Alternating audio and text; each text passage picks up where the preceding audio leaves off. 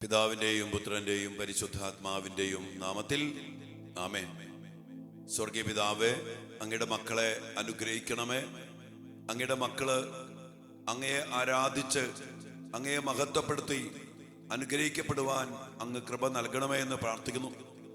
ജീവിത പ്രശ്നങ്ങളാൽ വേദനിക്കുന്ന മക്കള്, മുന്നോട്ട് പോകാൻ പറ്റാത്ത വിധം തടസ്സപ്പെട്ട് കിടക്കുന്ന മേഖലകള്, മക്കളുടെ പഠനം, ജോലി, ഭാവി ജീവിതം, സ്വഭാവം, വൈകല്യങ്ങൾ, അടിമത്തങ്ങൾ, ചില ബന്ധനങ്ങൾ, ഇവയാലൊക്കെ വേദനിക്കുന്ന മക്കള് എല്ലാവരെയും സമർപ്പിച്ച് പ്രാർത്ഥിക്കുന്നു.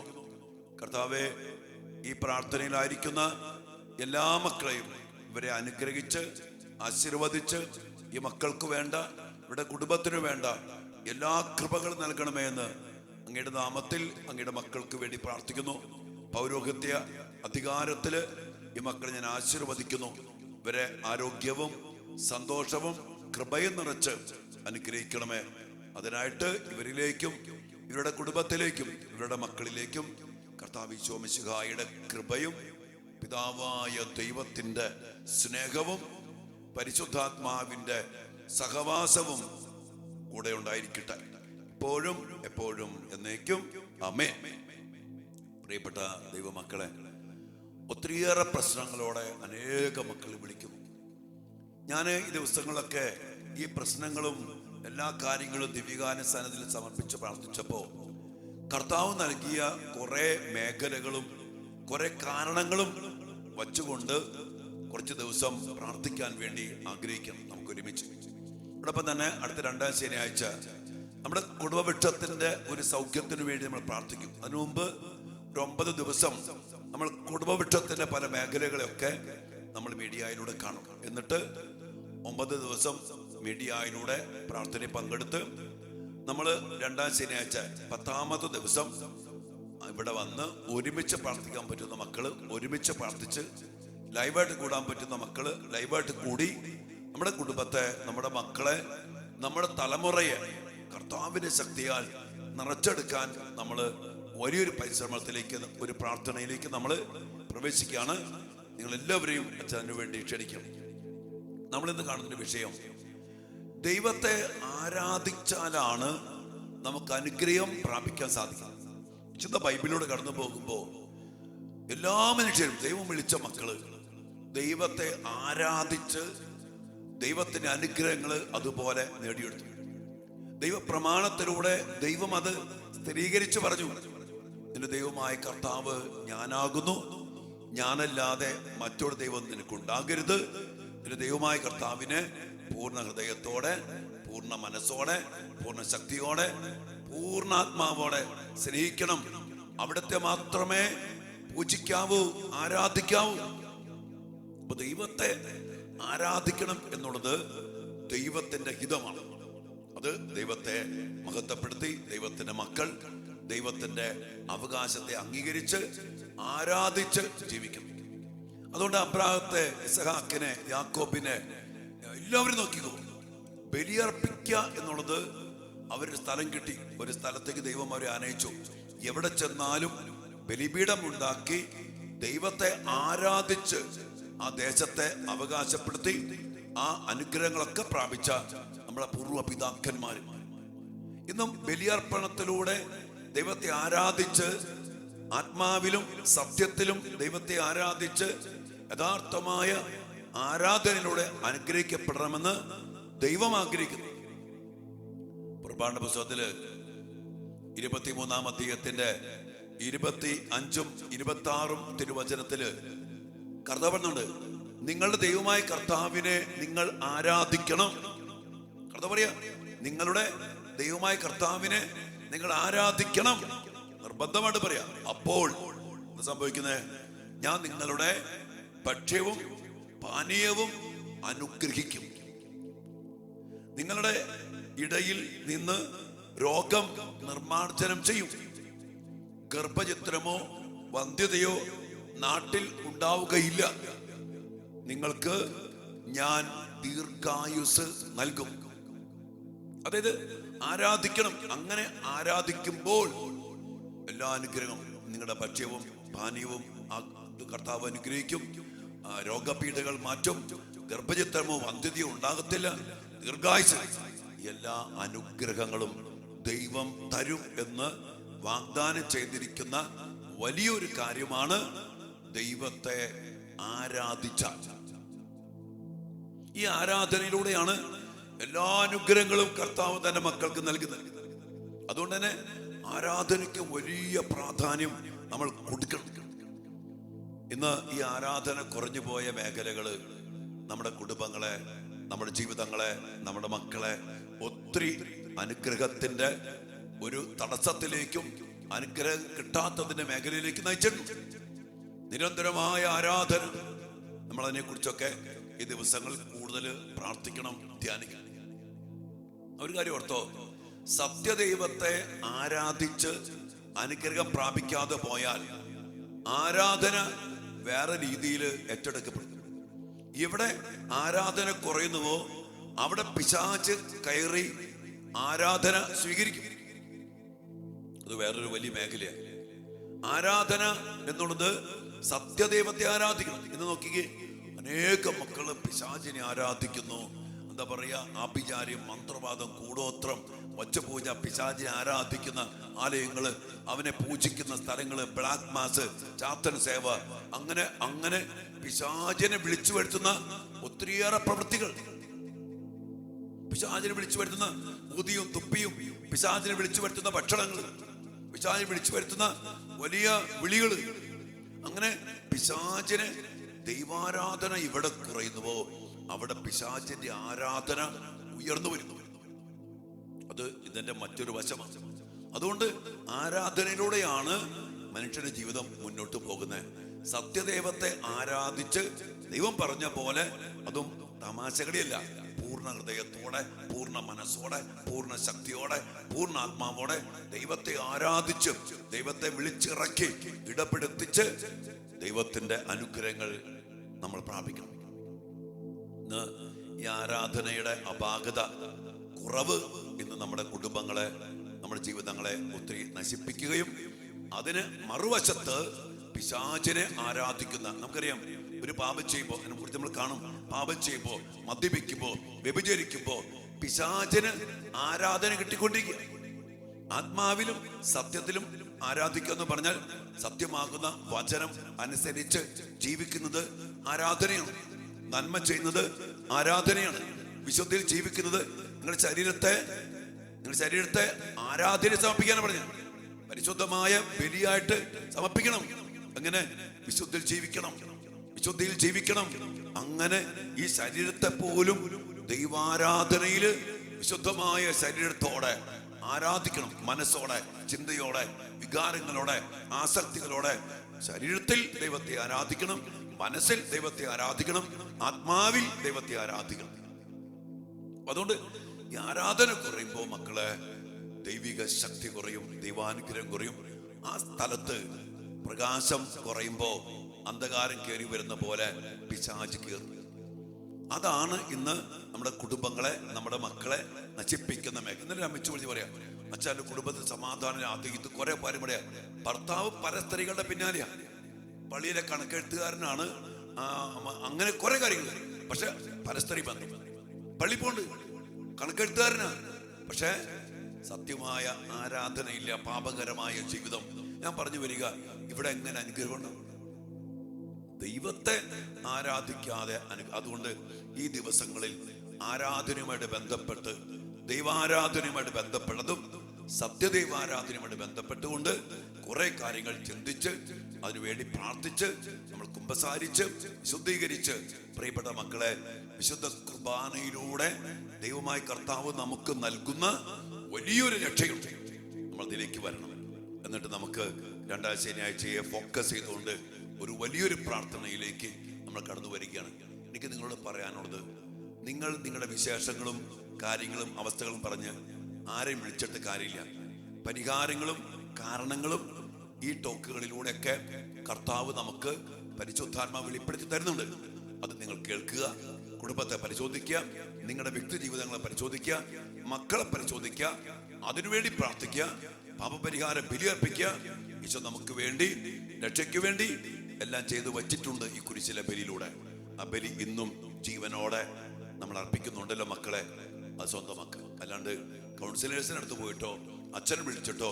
ഞാൻ പലരോടും പറഞ്ഞു, നിങ്ങൾ വെറുതെ വിളിച്ച് വിശേഷം പറഞ്ഞ് സമയം കളയല്ലേ. അച്ഛനെ സമയം പോവും, നിങ്ങളുടെ സമയം പോവും. ഓരോ ദിവസവും കാര്യകാരണ സഹിതം ദിവ്യകാല സ്ഥാനത്തിൽ ഇരിക്കുമ്പോൾ നമ്മുടെ കുടുംബത്തിന്റെ, നമ്മുടെ മക്കളുടെ, നമ്മുടെ ഇപ്പോഴത്തെ അവസ്ഥയുടെ, നാടിന്റെ, നമ്മുടെ സഭയുടെ അവസ്ഥകൾക്ക് കാരണം കൃത്യം പരിശുദ്ധാത്മാവ് പറയുന്നുണ്ട്. അത് ഒരു തടവില്ലാണ്ട് ഒന്നും മറയ്ക്കാതെ അച്ഛൻ നിങ്ങളോട് പറയും. അതുകൊണ്ട് മക്കളെ, നിങ്ങൾ ചെയ്യണം, നമ്മൾ ചെയ്യണം, നമ്മൾ ഒരുമിച്ച് ചെയ്യണം. ദൈവം നമ്മളെ അനുഗ്രഹിക്കും. പ്രാർത്ഥനയോടുകൂടി ആരാധന ആരാധന. ഈ പറഞ്ഞ വചനം പുറപ്പാടിന്റെ പുസ്തകം 23-ാം അധ്യായം 25, 26. നിങ്ങളുടെ ദൈവമായ കർത്താവിനെ നിങ്ങൾ ആരാധിക്കണം. അപ്പോൾ പിന്നെ പ്രോമിസ്, ആരാധിച്ചാൽ അനുഗ്രഹങ്ങൾ ഉറപ്പാ. എവിടെയൊക്കെ അബ്രാഹാം ആരാധിച്ചോ, ലോത്തുമായിട്ട് വേർപിരിഞ്ഞു. ലോത്ത് നല്ല സ്ഥലമെടുത്തു, നല്ല എന്താ പറയുക സമതല പ്രദേശം. ഇപ്പുറത്തേക്ക് അബ്രാഹത്തിന് കിട്ടിയത് വെറും തരിച്ച ഭൂമി. അവിടെ ഈ അബ്രാഹാം ബലിയർപ്പിച്ചു, ദൈവത്തെ ആരാധിച്ചു, ദൈവത്തെ വിളിച്ചിറക്കി. ആ സ്ഥലത്ത് പിന്നെ കൃഷി ഇറക്കിയപ്പോ അവിടെ സമർത്ഥമായ വിളവ് കണ്ടോ. അവിടെ കർത്താവ് അവനെ അനുഗ്രഹിച്ചു, അബ്രാഹത്തെ അനുഗ്രഹിച്ചു. അതുപോലെ ആരൊക്കെ ബലിയർപ്പിച്ചോ ആ ദേശം അവർക്ക് കൊടുക്കും. ഞാൻ പിന്നെ ഒരു കാണിക്ക് പറയണത്, എവിടെ ദൈവാരാധന കുറയുന്നുവോ അവിടെ മറ്റ് ദൈവാരാധനകൾ ഉയരും. പിശാചിന്റെ സന്തതികള്, പിശാചിന്റെ വർഗങ്ങള്, പിശാചിന്റെ സമൂഹങ്ങള് അവിടെ ഉണരും. ആ ആലയങ്ങള്, അതിനെ ആരാധിക്കുന്ന ആരാധനാലയങ്ങള് അവിടെ ഉയരും. അതുകൊണ്ട് ഈ ലോകത്തെ രക്ഷപ്പെടണോ, നമ്മുടെ മക്കൾക്ക് രക്ഷപ്പെടണോ, കുടുംബത്തിന് രക്ഷപ്പെടണോ, സത്യദൈവാരാധന ഉയരണം. സത്യദൈവാരാധന ഇന്ന് യൂറോപ്പിലും ഇന്ന് നമ്മുടെ നാട്ടിലേക്ക് അങ്ങനെയായി. അവിടെ ചെന്നാലും കുറെ പ്രായമായ ചാവാറായ കുറെ അപ്പച്ചന്മാരും അമ്മച്ചിമാരും ഉണ്ട്. ഞാൻ ഇവിടെ തന്നെ ഓർക്കുന്നുണ്ട്, ഇവിടെ കുറെ ക്രിസ്ത്യാനികളാണ് നമ്മുടെ ആലയത്തിൽ ചുറ്റുണ്ട്. ഞാൻ കുറ്റം പറയല്ല. ഇവിടെ എല്ലാ ദിവസവും വിസ്തുർബാനുണ്ട്. മരിക്കാറായ 3-4 അപ്പച്ചന്മാരും പിന്നെ കുറെ വയ്യാത്ത അമ്മച്ചിമാരും വരും. എന്നാൽ മധ്യവയസ്കരായ അപ്പന്മാരും ഒരിക്കലും ഞാൻ കാണാറില്ല. ചെറുപ്പക്കാരായ മക്കളെ ആരെയും കാണാറില്ല. അനുദിന ബലിക്ക് വല്ലപ്പോഴൊക്കെ വരും, അനുദിന ബലിക്ക്. ഇതൊരു ചിട്ടയായിട്ട് നിരന്തരമായിട്ട് ദൈവത്തെ ആരാധിച്ച് പിന്നെ ഇവിടെ നിത്യാരാധനയുണ്ട്.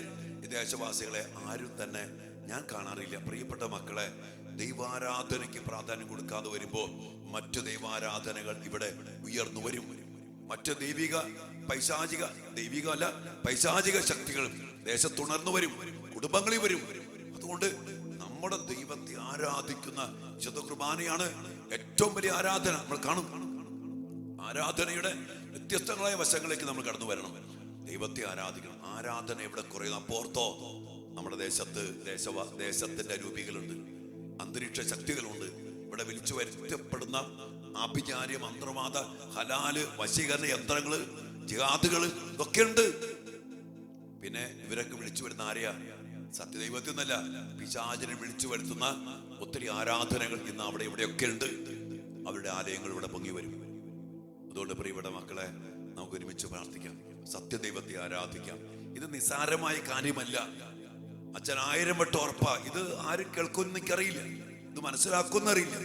ഈ സത്യം അറിഞ്ഞ് സത്യദൈവത്തെ ആരാധിച്ച് ഈ അനുഗ്രഹങ്ങൾ പ്രാപിക്കാൻ ദൈവം നമ്മളെ വിളിക്കാണ്. ഞാൻ നിങ്ങളോട് പറയാണ്, ഈ സത്യ ശുശ്രൂഷ അനേക മക്കളിലേക്ക് നിങ്ങൾ പകർന്നു കൊടുക്കുക. ഈ കാലഘട്ടത്തില് നമ്മുടെ മക്കളും നമ്മുടെ കുടുംബങ്ങളും നമ്മുടെ സഭയും ഈ ലോകവും രക്ഷപ്പെടണമെങ്കിൽ സത്യദൈവത്തെ ആരാധിക്കുന്ന ആരാധന സമൂഹങ്ങളും ആരാധന കൂട്ടായ്മകളും ഇതുപോലുള്ള ആരാധന കൂട്ടായ്മ പ്രാർത്ഥനകളും ഇന്ന് ഉണരണം. സോഷ്യൽ മീഡിയയില്, ദേവാലയങ്ങളില്, കുടുംബങ്ങളില്, നിത്യാരാധന ആലയങ്ങളില് സത്യദൈവത്തെ ആരാധിക്കുന്നവർ ഇവിടെ വന്ന് കണ്ണിക്കണ്ട കണക്ക് പറയാൻ വേണ്ടിയില്ല, യാചനകൾക്ക് വേണ്ടിയില്ല. ദൈവത്തെ ആരാധിച്ചാൽ മതി, സത്യദൈവത്തെ ആരാധിച്ചാൽ മതി, അനുഗ്രഹം താനേ വന്നോളൂ. പറയുന്നത് മനസ്സിലാവുന്നുണ്ടോ എന്ന് എനിക്കറിയില്ല. എല്ലാവരും സംഭവങ്ങളും വിശേഷങ്ങളും അവസ്ഥകളും നിയോഗങ്ങളും യാചനകളും എഴുതിയിട്ടും എണ്ണിപ്പറക്കിയും ആരാധനയ്ക്ക് വന്ന് കുർബാന വന്നിരിക്കുമ്പോ, നിത്യാരാധന വന്നിരിക്കുമ്പോ മക്കളെ, യഥാർത്ഥമായ ആരാധന അതല്ല. നമുക്ക് യഥാർത്ഥമായ ആരാധകനാകാം. ദൈവത്തെ ആരാധിക്കാം, ദൈവത്തെ ഏറ്റു പറയാം. സർവാധിപനെ, സർവശക്തനെ, അത്യുന്നതനെ, രാജാവേ, കർത്താവേ, ഞങ്ങൾ അങ്ങേ ആരാധിക്കുന്നു. അങ്ങ് വന്ന് വസിക്കണം, അങ്ങ് വന്ന് ഭരിക്കണം, അങ്ങ് വന്ന് നിയന്ത്രിക്കണം. മതി, അനുഗ്രഹങ്ങൾ അതിനാൽ തന്നെ വരും. നിങ്ങൾക്ക് മനസ്സിലാവുന്നുണ്ടോ? ഉണ്ടെങ്കിൽ നിങ്ങൾ സ്വീകരിക്കുക, അനേക മക്കൾക്ക് പകർന്നു കൊടുക്കുക, കട്ടയ്ക്ക് നിന്ന് പ്രാർത്ഥിക്കുക, ദൈവത്തെ ആരാധിക്കുക. അനുഗ്രഹങ്ങൾ വരും. അനുഗ്രഹിക്കട്ടെ മക്കളെ. ആമേൻ.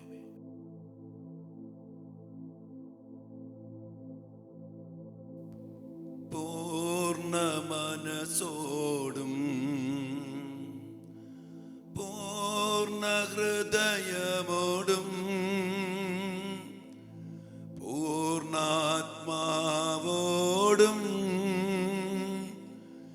ദൈവമേ അങ്ങേ ഞാൻ സ്നേഹിക്കുന്നു. പരിശുദ്ധ പരമമാം ദിവ്യകാരുണ്യമേ, എന്നുമെന്നും അങ്ങേക്കാരാധന.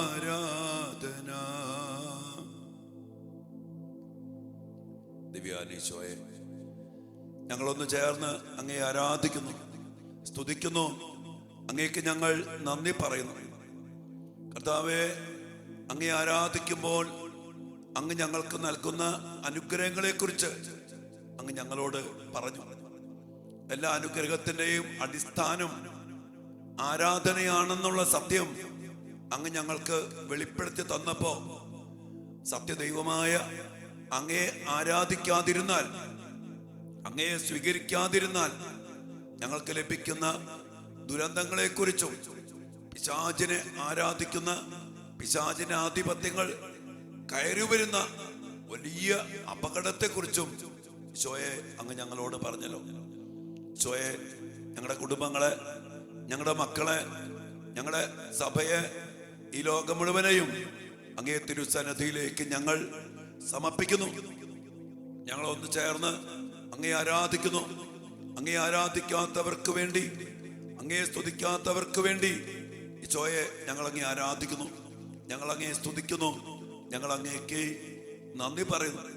അങ്ങേ ആരാധിക്കാത്ത ഞങ്ങളുടെ കുടുംബാംഗങ്ങൾക്ക് വേണ്ടി, ഞങ്ങളുടെ മക്കൾക്ക് വേണ്ടി, ജീവിത പങ്കാളിക്ക് വേണ്ടി ഈശോയെ ഞങ്ങൾ അങ്ങേ ആരാധിക്കുന്നു. അങ്ങേ ആരാധിക്കാത്ത വൈദികർക്ക് വേണ്ടി, അങ്ങേ ആരാധിക്കാത്ത സന്യാസിമാർക്ക് വേണ്ടി, അങ്ങേ ആരാധിക്കാത്ത എല്ലാ കുടുംബങ്ങൾക്ക് വേണ്ടി, സത്യദൈവമായ അങ്ങേ ആരാധിക്കാത്ത, അതും ആത്മാവിലും സത്യത്തിലും അങ്ങേ ആരാധിക്കാത്ത അങ്ങയുടെ ജനത്തിനു വേണ്ടി ഈശോയെ ഞങ്ങൾ ഒരുമിച്ച് അങ്ങേ ആരാധിക്കുന്നു. ആത്മാവിലും സത്യത്തിലും അങ്ങേ ആരാധിക്കുവാൻ ഞങ്ങളുടെ കുടുംബങ്ങളെ, ഞങ്ങളുടെ ഇടവകകളെ, ഞങ്ങളുടെ സമൂഹങ്ങളെ, ഞങ്ങളുടെ മക്കളെ, ഞങ്ങളെ ഓരോരുത്തരെയും അങ്ങ് ശക്തരാക്കണമേ, അഭിഷേകം ചെയ്യണമേ, ശക്തിപ്പെടുത്തണമേ. അബ്രാഹത്തെ പോലെ, ഇസഹാക്കിനെ പോലെ, യാക്കോബിനെ പോലെ, പ്രവാചകന്മാരെ പോലെ, അങ്ങയെ ആരാധിച്ച എല്ലാവരെയും പോലെ അങ്ങയെ ആരാധിച്ച് സ്തുതിച്ച് മഹത്വപ്പെടുത്തി അങ്ങയുടെ വാഗ്ദാനമാകുന്ന എല്ലാ അനുഗ്രഹങ്ങളും പ്രാപിക്കുവാൻ ഞങ്ങൾക്കിടയാകട്ടെ. ആരാധന കുറഞ്ഞു പോയ ഞങ്ങളുടെ ജീവിതങ്ങളെ, ഞങ്ങളുടെ കുടുംബങ്ങളെ, ഞങ്ങളുടെ സമൂഹങ്ങളെ, ഞങ്ങളുടെ സഭയെ കർത്താവേ തിരുമുമ്പിൽ ഞങ്ങൾ സമർപ്പിച്ച് പ്രാർത്ഥിക്കുന്നു. പ്രാർത്ഥിക്കും മക്കളെ, ആരാധനയുടെ വലിയ ആഴങ്ങളിലേക്ക് കടന്നു വരാൻ, ദൈവം ആഗ്രഹിക്കുന്ന പോലെ ദൈവത്തെ ആരാധിക്കാൻ, സത്യദൈവത്തെ ആരാധിക്കാൻ വലിയ കൃപയ്ക്ക് വേണ്ടി നമുക്ക് പ്രാർത്ഥിക്കാം. അനേകം ഇടങ്ങളില്, അനേകം മക്കളില് സത്യദൈവമായ ദൈവകാരുണ്യത്തെ ആരാധിക്കാതെ, ദൈവത്തെ ആരാധിക്കാതെ പിശാചിനെ ആരാധിക്കുന്നവര്, പിശാചിനെ വിളിച്ചു വരുത്തുന്ന സമൂഹങ്ങള്, പ്രാർത്ഥനകള്, ആഭിചാര പ്രവർത്തികള്, ഭക്ഷണത്തിലേക്ക് പോലും പിശാചിനെ വിളിച്ചു വരുത്തി കൊടുത്ത് അനേക മക്കളെ പിശാചിന് പിടിയിൽ അമർത്തുന്ന അനേകം പൈശാചിക പ്രവൃത്തി ചെയ്യുന്നവര്, വശീകരണ യന്ത്രങ്ങള്, ആഭിചാര്യം, കൂടോത്രം, മന്ത്രവാദങ്ങള് ചെയ്ത് പിശാചിനെ വിളിച്ചു വരുത്തുന്നവര് സ്വയെ എല്ലാവരെയും അങ്ങയുടെ കരങ്ങളിലേക്ക് സമർപ്പിക്കുന്നു. അതിനൊക്കെ ഒറ്റ ഉത്തരമുള്ള കർത്താവെ, അങ്ങയെ ആരാധിക്കുക, സത്യദൈവത്തെ ആരാധിക്കുക എന്നുള്ളത്. ആരാധനാ സമൂഹങ്ങൾ ഉണരട്ടെ. ആരാധനാ സമൂഹങ്ങൾ കുടുംബത്തില്, സമൂഹത്തില്, ഇടവകളില്, അനേകം കൂട്ടായ്മകളില്, സോഷ്യൽ മീഡിയയില് സത്യദൈവത്തെ ആരാധിക്കുന്ന അനേകം മക്കൾ ഉണരട്ടെ, സമൂഹങ്ങൾ ഉണരട്ടെ, കൂട്ടായ്മകൾ ഉണരട്ടെ, ഇടവകകൾ ഉണരട്ടെ, കുടുംബങ്ങൾ ഉണരട്ടെ. അതിനായി ഞങ്ങൾ പ്രാർത്ഥിക്കുന്നു. കർത്താവേ, ഞങ്ങളെ അനുഗ്രഹിക്കണമേ, ആശീർവദിക്കണമേ. എല്ലാ അനുഗ്രഹങ്ങൾക്കും കൃപകൾക്കും വേണ്ടി പ്രാർത്ഥിച്ചുകൊണ്ട് ഈശോയെ ആരാധിച്ച് മഹത്വപ്പെടുത്തിക്കൊണ്ട് കർത്താവിന്റെ ആശീർവാദം നമുക്ക് സ്വീകരിക്കാം. മക്കളെ,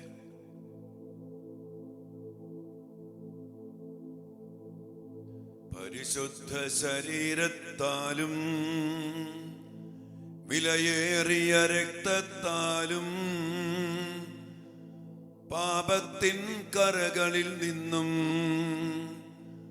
മർത്യനു നീ മോചനമേകി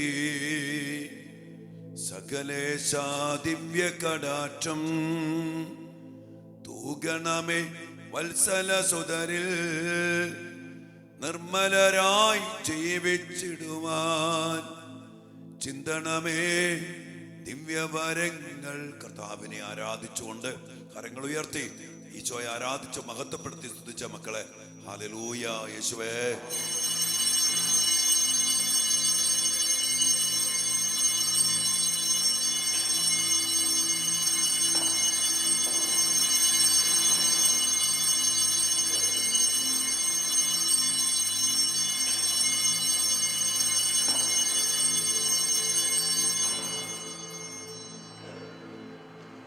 പരിശുദ്ധ പരമ ദിവ്യകാരുണ്യ ഈശോയ്ക്ക് നേരവും ആരാധനയും സ്തുതിയും പുകഴ്ചയും ഉണ്ടായിരിക്കട്ടെ. കർത്താവേ, അങ്ങേ ആരാധിച്ച് ആരാധിച്ച് ആരാധിച്ച് അനുഗ്രഹങ്ങൾ പ്രാപിക്കുന്ന മക്കളാക്കി ഞങ്ങളുടെ മക്കളെ മാറ്റണമേ, ഞങ്ങളുടെ കുടുംബങ്ങളെ മാറ്റണമേ, ഞങ്ങളുടെ സഭയെ മാറ്റണമേ. ലോകം മുഴുവനെയും ആരാധനയിലൂടെ യഥാർത്ഥമായ രക്ഷയിലേക്ക് അങ്ങ് തന്നെ മാറ്റണമേ. പ്രാർത്ഥിക്കുന്നു ഈശോയെ.